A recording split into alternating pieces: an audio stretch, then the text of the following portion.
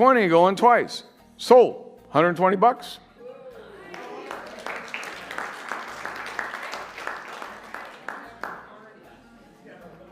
Okay.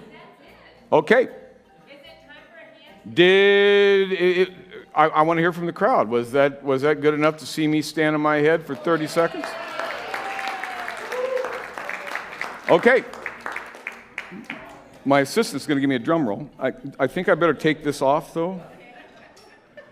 Wait a minute. It's not on the top of my head, right? I can stand on my head. Okay, I got to warm up. I don't want to pull a hammy. Oh, wait a minute. I forgot.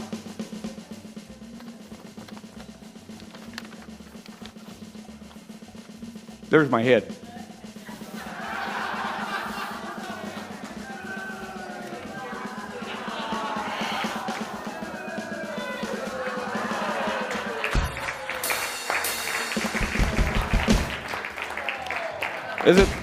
Has it been 30 seconds?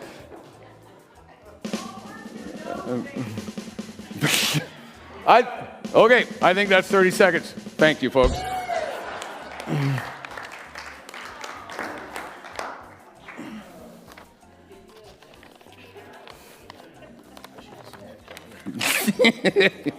Oh, I'm still on. Well, a round of applause for everybody. Thank you so much. And for all the wonderful bakers that brought the desserts. We're so grateful. Yeah. So we are going to start with a little video. And every year, one of our GYN surgeons makes a video on her phone of all the different teams doing a dance. And so it's kind of fun. Plastics rooms gets a little racy, so you just bear with them. It's the medical world. All right.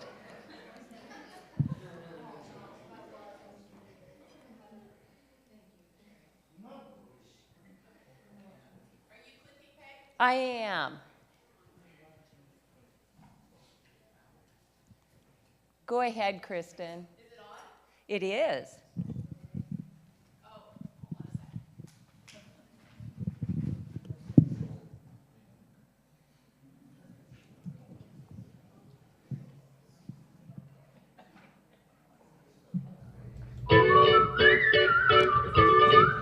second. So I'll do a little narrating here. These are our two MacGyvers are helping the Guatemalan women who do all the laundry for the entire mission. This is general surgery. Yours truly. Yeah. Tom has been on 28 missions. This guy was new this year.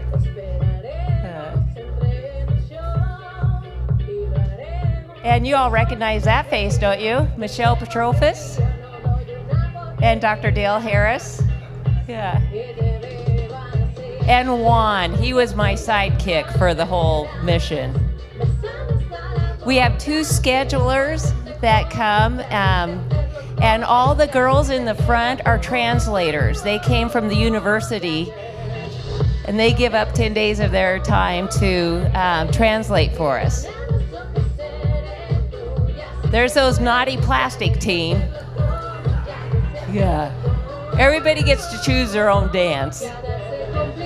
So GYN, OBGYN, I'll let you figure out what Team V stands for.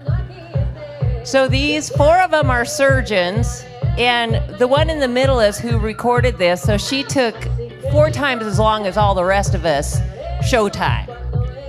So this is the outside of the hospital right here. It's actually a military school right now, and these were all classrooms that we had our surgery in. So the kitchen, every meals were prepared in this kitchen. Half of our staff is Guatemalan, the other half is American. This is the post-op floor. You can see our one patient in the pink over there going, what the heck?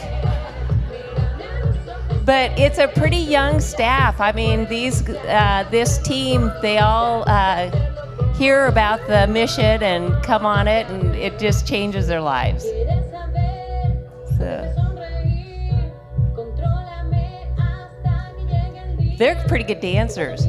Our recovery room, Ceci on the end, she's a nurse in Florence. She's well into her 70s. So this is where we take the patients after they have surgery. All of these guys are on the help staff, and so they help make the mission run. Stovers, Kevin will talk about. They go out and install these wonderful stoves you saw when you first came in. And this is our pharmacist and our sterile processing lead. So that's just kind of a fun way to start it off.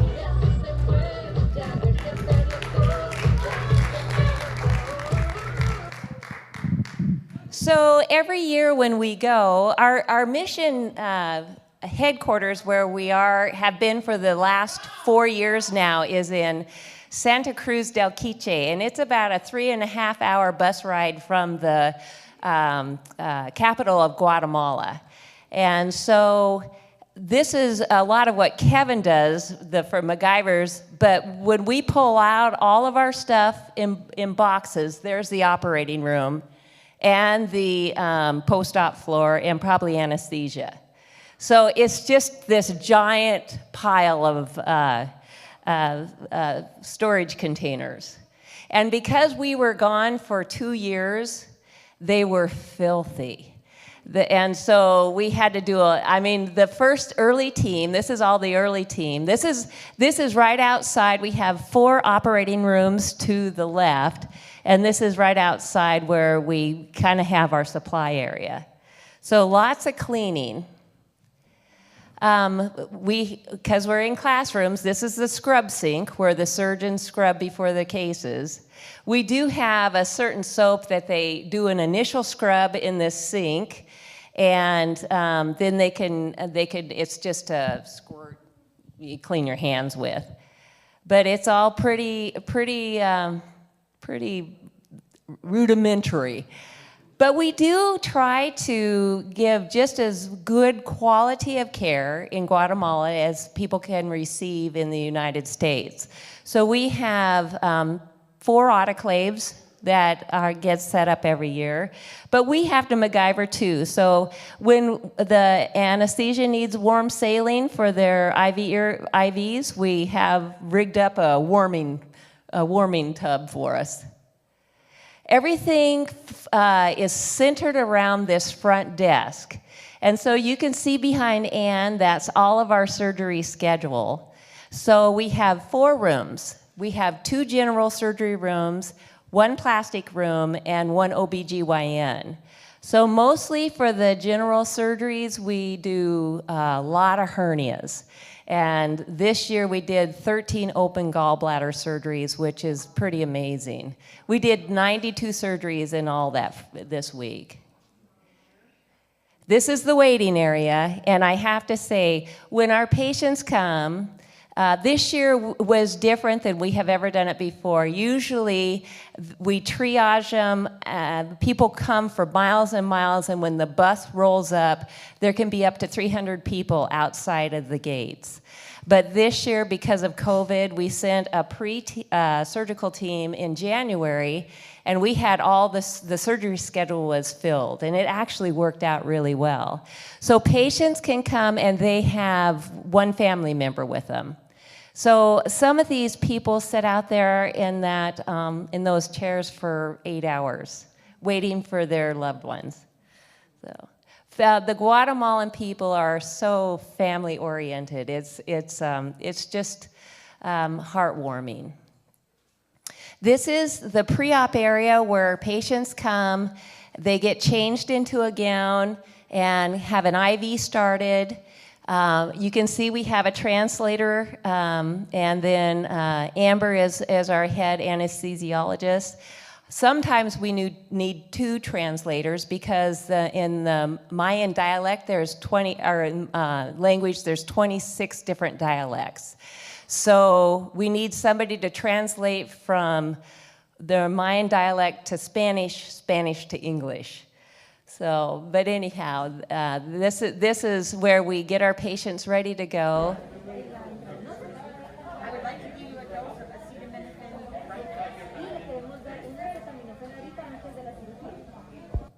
So it's really, I have to tell kind of a funny story. Your translator, when you go out, I love this part, when you go out and pick your patient up and you talk with the family. My 2 phrases I know in Spanish so far are lo siento, I'm sorry, and que Dios te bendiga. Bendiga is God bless you. And that kind of gets me a long ways, but through the translators, I usually talk to the family member and tell them that if their mother is with them, I tell the mother, I will treat your daughter like she's my own daughter. And that I am praying that God will be with us during the surgery. And 100% it is received with just such gratitude. So. We have to MacGyver in surgery. Last time when we were setting up our rooms, we were missing the lid to this Mayo stand. It's a stand that goes over the cover. So we used a lid, and look how well it worked. So this is general surgery here. And there's Dale Harris. He's helping, well, the patient's probably already asleep. We do a lot of little kids. Michelle doing her circulating. And then in our plastics room, we had 2 wonderful plastic surgeons, and they're actually world renowned. They do such a wonderful job. They told us this year they did 14 cleft lips and not that many palates, but they had more difficult cleft lips than they had seen in their careers. And these guys, some of them have been doing surgery for 40 years. So isn't that just amazing what a difference from the previous shot to this one?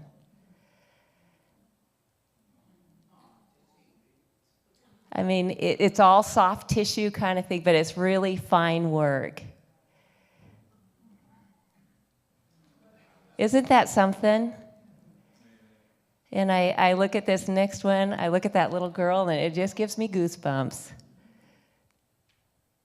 This is the recovery room where we take our patients after they've had surgery.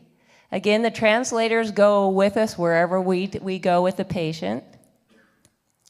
And this is the post-op floor. So a lot of times there will be one family member with the patient that they help do it with the whole recovery process. Another translator, Nancy has been on mission trips. She's probably been on 15 of them.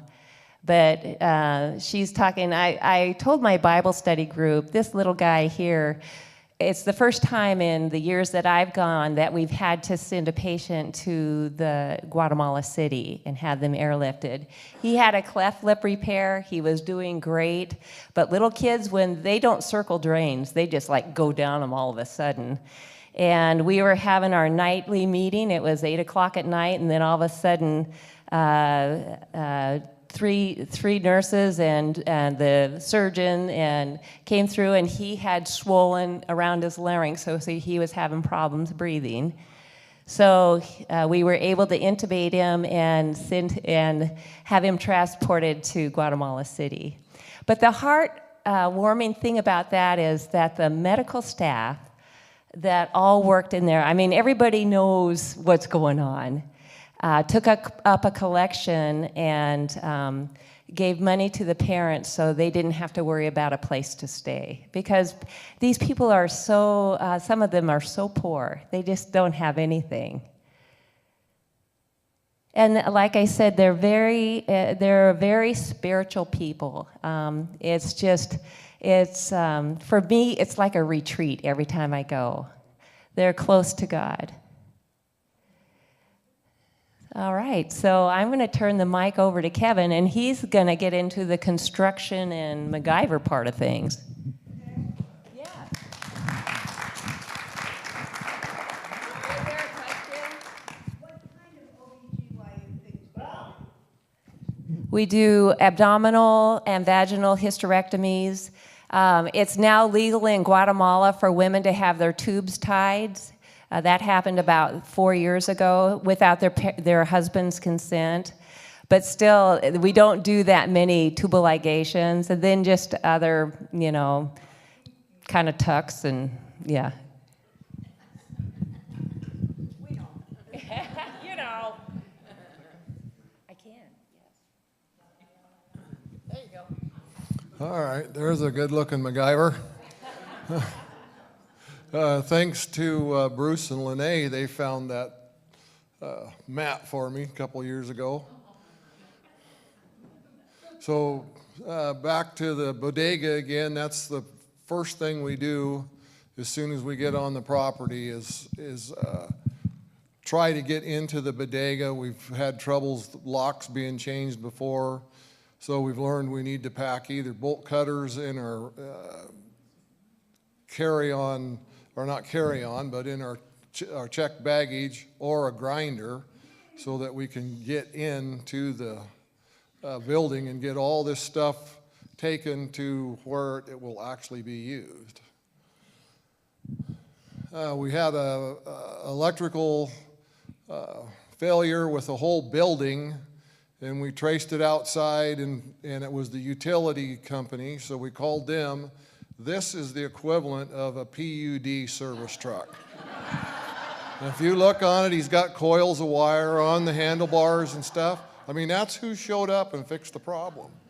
So it's just so weird down there sometimes. And then here's some Guatemalan MacGyver ship with a toilet. Go ahead to the next one. So nothing that 3 sticks and some cardboard and duct tape can't fix, and good to go. They are a short people down there. 99% of them hit me about right here, so they don't even know that this is hanging over a sidewalk at a school. And I'm walking along, and all of a sudden I'm going, gee, Merry Christmas. And, that probably weighs 15 pounds. And so why it's hanging there, I have no idea, but fortunately I didn't run into it, so. And this is the average entrance to their home, little short doorways. So, the Stovers, this last trip they installed 150 stoves and water filters. Every house that they install a stove, they also install a water filter, so they'll have fresh water for the first time in their lives, or clean water. And all the parts to the stove, that's just a quarter scale stove, so of course it's 4 times as big. All the parts are delivered to the area of the home, and then the homeowner is responsible to packing them to the home. And so you can see we're way up on a ridge looking down at that house, and that's where we went to install a stove. And so it's just, some of it's just like following elk trails. So it's steep, and we're up between 6,000 and 8,000 feet. This is a typical stove that they'll have now. That's pretty deluxe, actually, because it's up off the floor, but it's just an open fire inside their little hut. It's just terrible. I installed 2 stoves when I was a stover in huts that had active fires burning in there. It was horrible. It takes you about an hour and a half, and I wanted out of there in the worst way. No exhaust for the smoke. Right. No, it's terrible. So next one. So this is what a stove looks like, and it's pretty life-changing. You just feed them like you see in this quarter model out here. You just put little twigs in there and sticks, no bigger than your thumb, and you can cook your tortillas on there, or eggs. or these big pots, I mean, they really get hot, and it'll boil that pot of water in 20 minutes. I mean, they really get going. Another tall American hazard. So that was a 110-volt circuit, open splices. The wires are just twisted around each other, no tape or anything, and they're walking back and forth underneath there. They don't even know what's up there. So there's a water filter. The top bucket fits inside the bottom one and drains down through there, and you can get 20 plus gallons of water through that thing a day. And that's a replaceable filter in the bottom, and they should be replaced once a year. There's one mode of transportation on the site where we're working. We have MacGyvers carry the radios, and we get called pretty frequently, especially the first few days. It's all you go, and then about Wednesday things start settling down, and Thursdays usually not too hectic of a day, and then Friday afternoon you start tearing everything apart and boxing it back up. But that bicycle with the seat up as high as it goes, my knees still are about this far from my chin when I'm pedaling.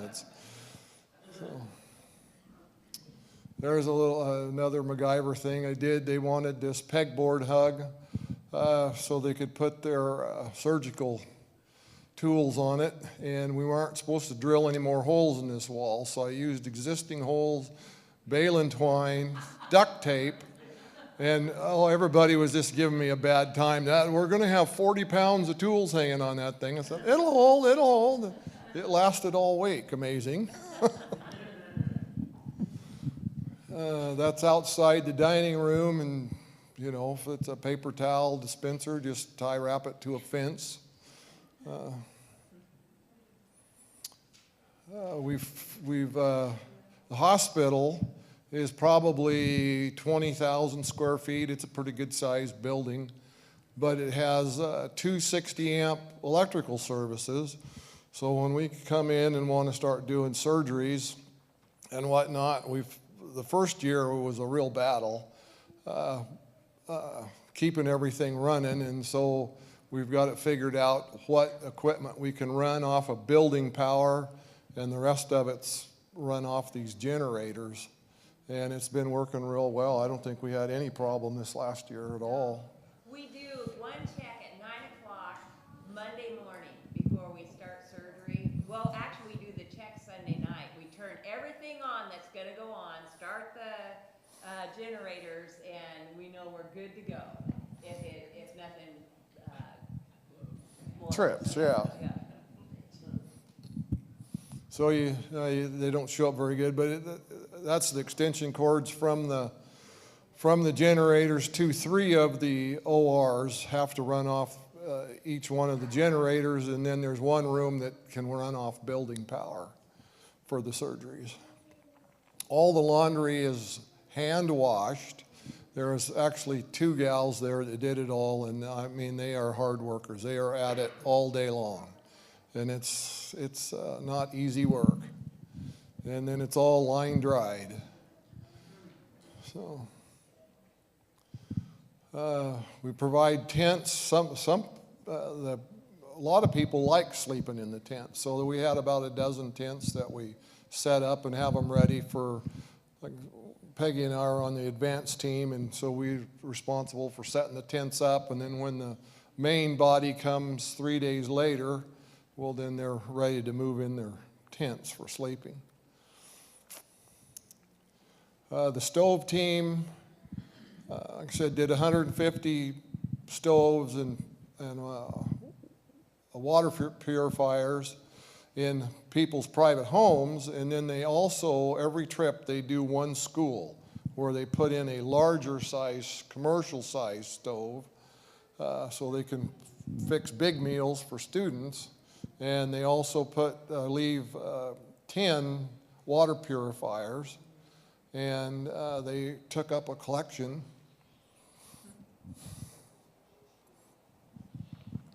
And donated all these shoes. So that's pretty cool.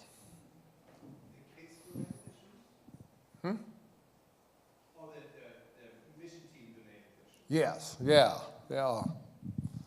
So this is where Peggy and I slept for the week that we were there. That was the Hilton. It really was. Yeah, to have just two of us in a room and not in a big dormitory where there was 12 or 18 trying to sleep. That's so. You had a corner. Yeah. Mom, Susie's been on the mission. She worked in the kitchen one year. And then we don't dare drink any water unless it comes out of a plastic bottle. I mean, you just don't do that down there or you're going to get sick. So we go through about 400 of these 5-gallon jugs, and that's one of our MacGyver duties is to keep up with these, and the stovers go through a lot of water. Again, we're up at 6,000 to 8,000 feet, and they pack their water bottles every morning, and we keep them in good fresh water. So troubleshooting an electrical thing we had in the hospital, and so I get up and there's no screws to take this. This is a light socket, and there's no screws. It's just got this wire twisted up, so I start untwisting it, and they've just got wire twisted around where the screws should screw into. But anyway, it worked all right, I guess. So they are pretty ingenious on how they come up to make things work when they have to do without, you know. It's pretty cool. Okay, this is the day in the life of a MacGyver. I didn't even know. I clicked something on my phone and it set up this tracking thing. So this I think was Tuesday. And these are all the different trips I made. It's exaggerated, but anyway, it's all the trips I made that day. I thought that was pretty cool. So you stay busy, especially at the beginning.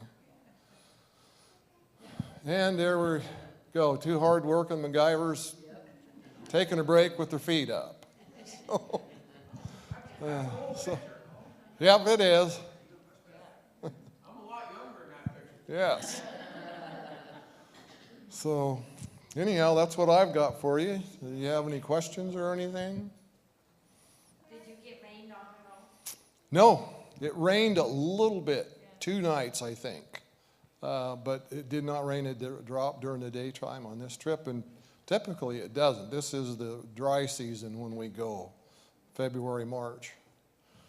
And Peggy went on some trips earlier, and they went in June, wasn't it? Yeah. And they got, I mean, it can really pour. It's big rain. And it rains and then it stops. So, Yeah. but it was warm. Yeah. So the humidity is probably pretty high. Not bad. No, it's very comfortable. No bugs to speak of, no mosquitoes, no bitey things. You know, it's a pretty comfortable environment, actually. It gets in the high 30s to the low 80s there, you know, so. When Kevin and I went, we roomed together, and we had one of the few rooms in the entire place that had a bathroom. And we didn't want anybody to know that we had a bathroom. And the guys next door to us, that one morning, he gets up, he goes, "Did I hear a toilet flushing?" No. We spent 10 days there, and nobody knew we had a toilet. Yeah. So, Okay. all right. So this last part, way to go, Kevin. Good job.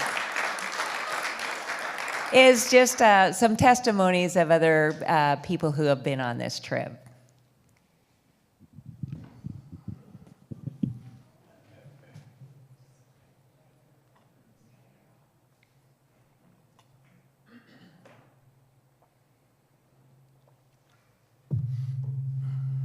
Maybe.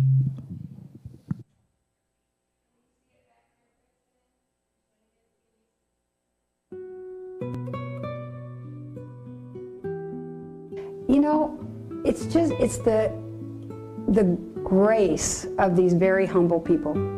They're very shy, and when we first come in the home, they're very reserved, but they're so gracious. It's the opportunity of a lifetime. You know, being a nurse is a very serving role, and it's very rewarding, but it doesn't even compare. And you just see how humble these people are and how grateful they are for what we do for them.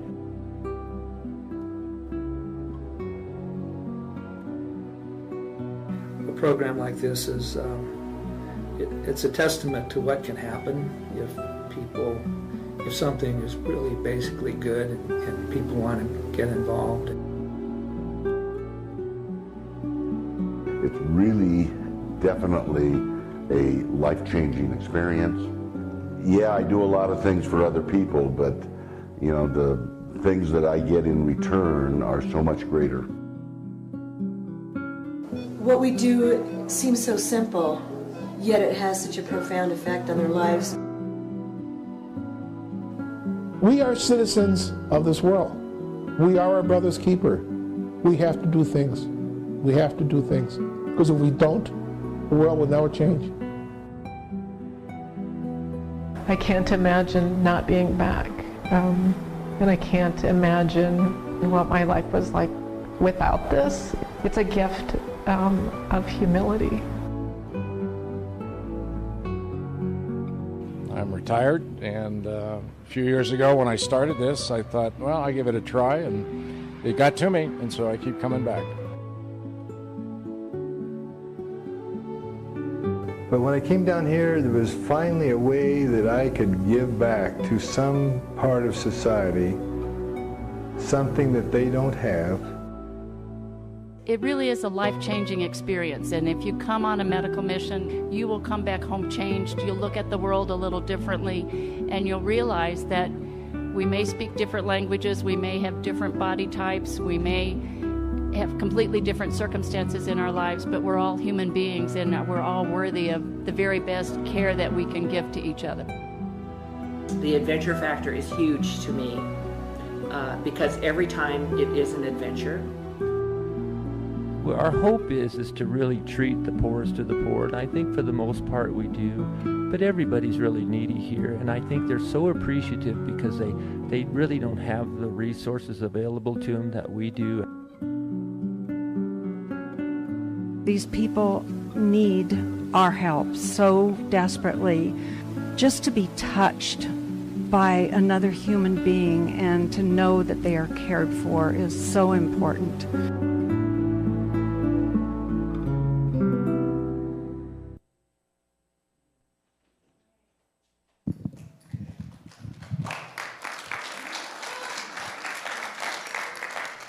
So that gives you a pretty good idea of how our weeks go when we're there.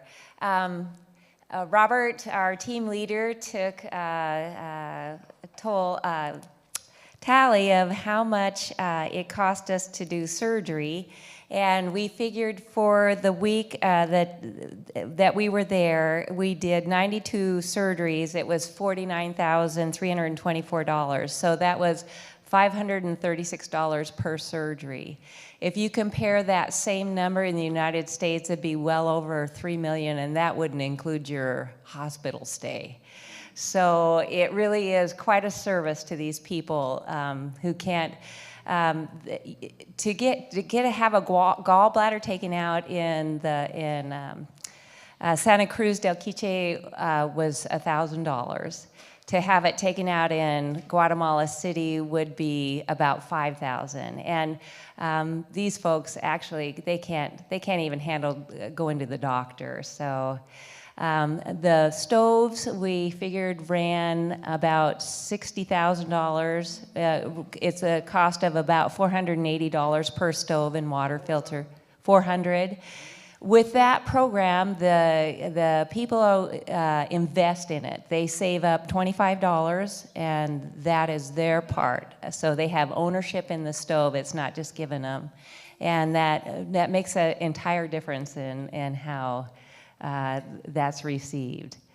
So it's just been, it's a wonderful, life-changing experience. It really is. One of our mission statements for the Guatemala CMT is, the life you change may very well be your own, and that's truly the case. So once again, I would like to thank you all for coming tonight and supporting this and supporting Knox coming next year as a MacGyver, and all the wonderful desserts. We're all going to pack on a few pounds, I think. So if we can close in prayer. Dear Lord, thank you so much for being here with us tonight and for learning about the Cascade Medical Team and what's done. We just thank you for the opportunity to be of service, Lord. And I just want to thank you for everybody who showed up tonight to support what we do. And I just hope everybody has a wonderful Mother's Day and just a lovely weekend. We love you, Lord, and we thank you. In Jesus' name we pray. Amen. All right. Thank you. I need a piece of somebody's pie.